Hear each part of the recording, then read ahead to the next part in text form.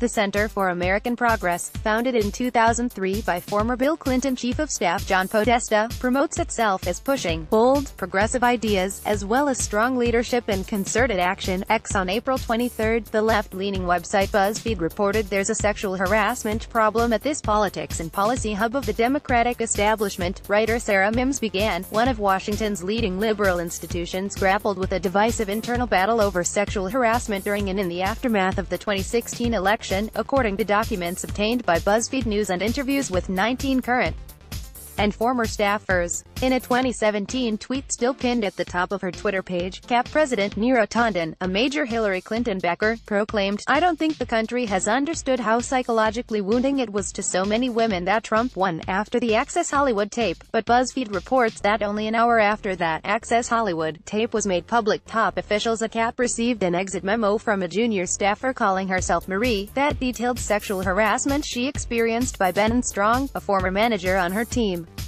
Marie, who'd just quit, alleged that Strong sent lewd text messages expressing his desire to perform oral sex on her, frequently made comments about her body and repeatedly asked her to come over to his apartment or let him come over to hers for a drink. Another woman had complained of Strong's lewd office commentary several months before. She says Strong's harassment was well known within CAP's upper ranks, and that she was retaliated against for reporting the harassment.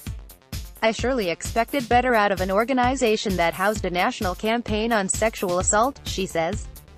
Strong reportedly admitted acting inappropriately and left for a job as communications director for then Seattle Mayor Ed Murray, who had to resign in 2017 after 5 men came forward alleging he had sexually abused them when they were teenagers. As champions of the "No, there was nothing" in the New York Times, the Los Angeles Times, USA Today or the Associated Press. The Washington Post passed over it briefly in a daily 202 post. 3,600 words into the massive post. It wasn't in the newspaper and the TV and radio titans. There was zero coverage on ABC, CBS, NBC, PBS, NPR, CNN, and MSNBC. Porn star Stormy Daniels is sizzling news, but not this. Tucker Carlson Tonight on Fox News devoted a segment to it on April 25. The host suggested, "A lot of people, the activists on the left, not all lefties but the activists, kind of proceed in the certainty that they are morally superior and that no evidence changes their mind about that. There's been a lot of tough reporting on sexual harassment since Donald Trump became president. So why can't the media find this story with 2 hands?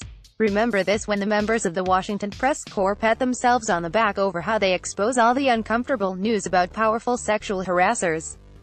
All curiosity somehow dies on H Street in Washington, D.C., at the front door of the so-called Center for American Progress. Bozell is the president of the Media Research Center. Graham is director of media analysis at the Media Research Center and executive editor of the blog newsbusters.org. More commentary and opinion from Investors Business Daily. Other columns by L. Brent Bozell and